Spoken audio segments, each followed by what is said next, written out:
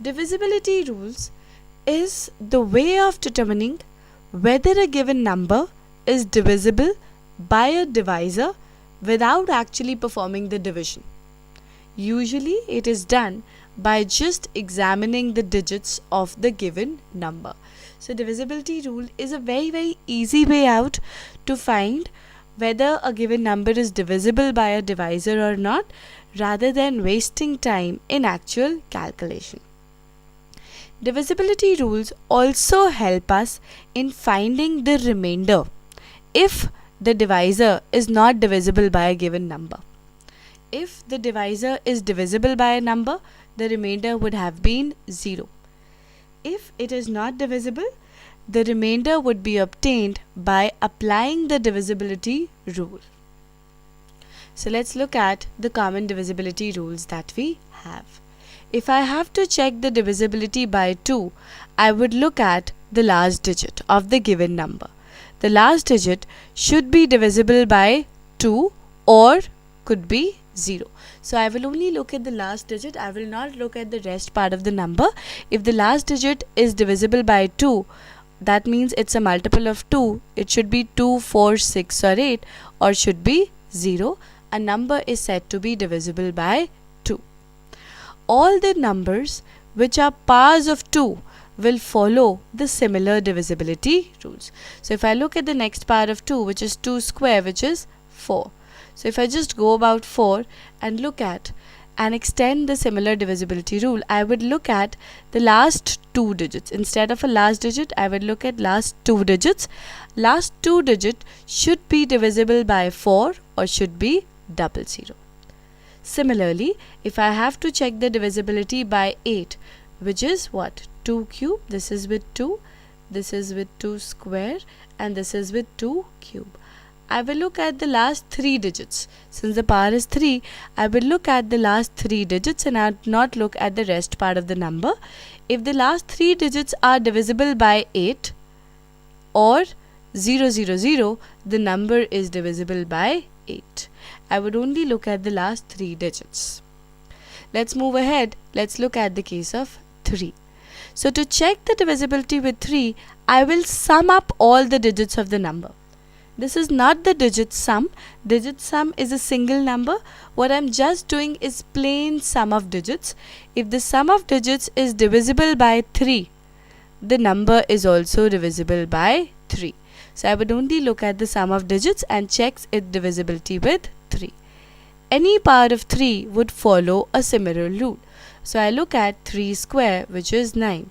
So if I look at 3 square, which is 9, so I would check that 3 square, I would again do the sum of all the digits, and the sum of digits should be divisible by 9. If the sum of digits is divisible by 9, the number is divisible by 9. Let's look at the case of 5. Last digit should either be divisible by 5 or should be 0. So I will look at only the last digit. Last digit should be divisible by 5 or should be 0. The entire number is divisible by 5. Any power of 5 would follow a similar divisibility rule. So if I check the divisibility with 5 square or with 25, I would look at last 2 digits. The last 2 digits should be divisible by 25 or should be 00. So if I know the basic divisibility rules, I can extend it to the powers. Let's move ahead and let's look at the divisibility rule of 6. So to identify whether a given number is divisible by 6 or not, I would split it up into 2 prime numbers, 2 and 3. Because 6 is a composite number that I have. The number should be divisible by 2 and by 3 to be divisible by 6. If a number is only divisible by 2 but not 3, it is not divisible by 6. Divisibility with 10, the last digit should be 0.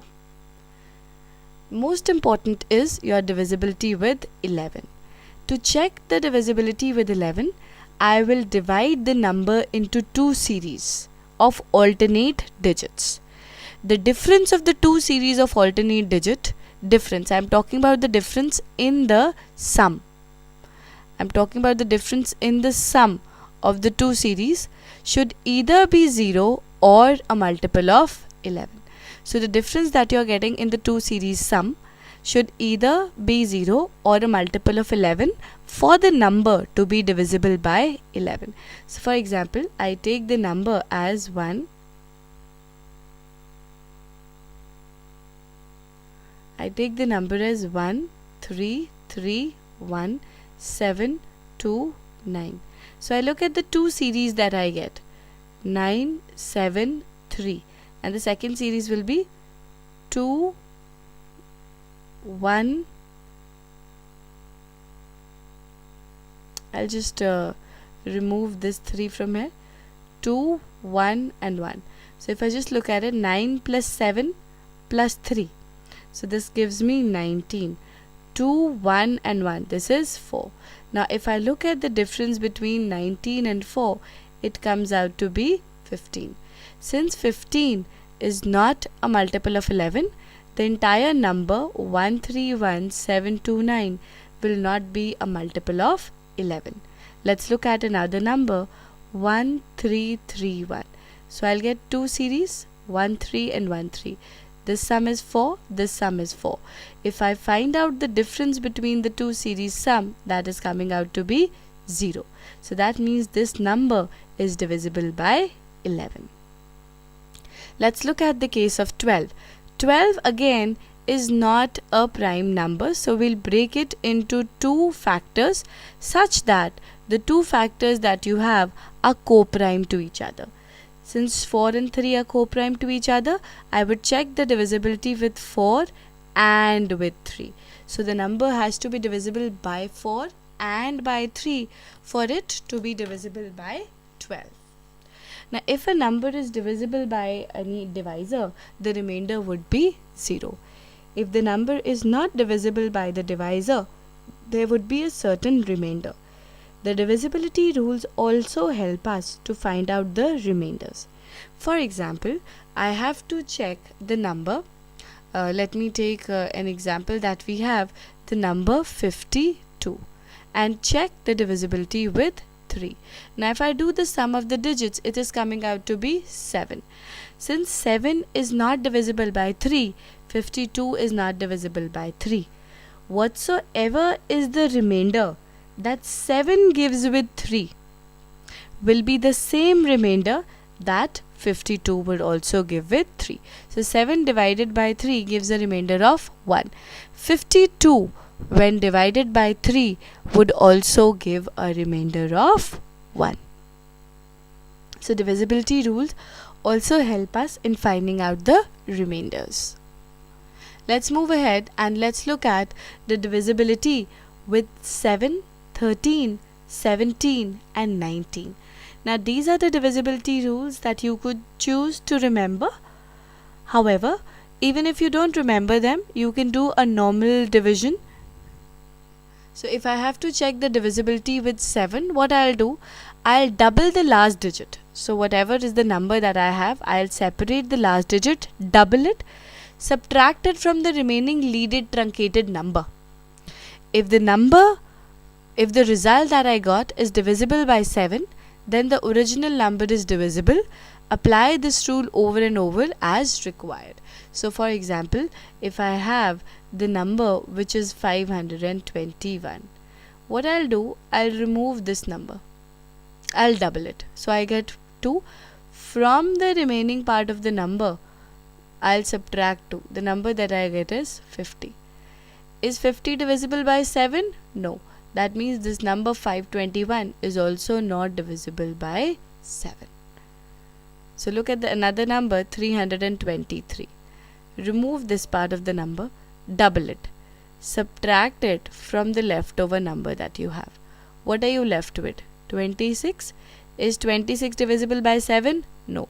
That means this number is not divisible by 7. Similarly, if I have to check the divisibility rule with 13, I will again separate the last digit. I will multiply it with 4 and I will add it. Instead of subtracting it, I will add it to the remaining leading truncated number. If the result is divisible by 13, then the original number is divisible. Apply this rule over and over as required. That means if the number is a large number that I have, I can apply this rule over and over again till the time I get a 3-digit or a 2-digit number, which I can easily identify being a multiple of 13 or not. To check the divisibility with 17, I will again look at the last digit, multiply it with 5, subtract it from the remaining number. If the result is divisible by 17, then the original number is divisible by 17. If the result is not divisible by 17, the original number is also not divisible by 17. So it's a similar rule. What you just have to do is take out the last number, double it and add it in the case of, double it and subtract it in the case of 7, 4 times and add it in the case of 13, 5 times and subtract it in the case of 17, double and add it in the case of 19. So what you do is you keep on doing these things till the time you get a result which is divisible by 7, 13, 17 or 19 as required. We hope you've enjoyed this video. Please like our video and subscribe to our channel on YouTube. You can visit our website edusathi.com to practice more questions on this topic and access other useful information.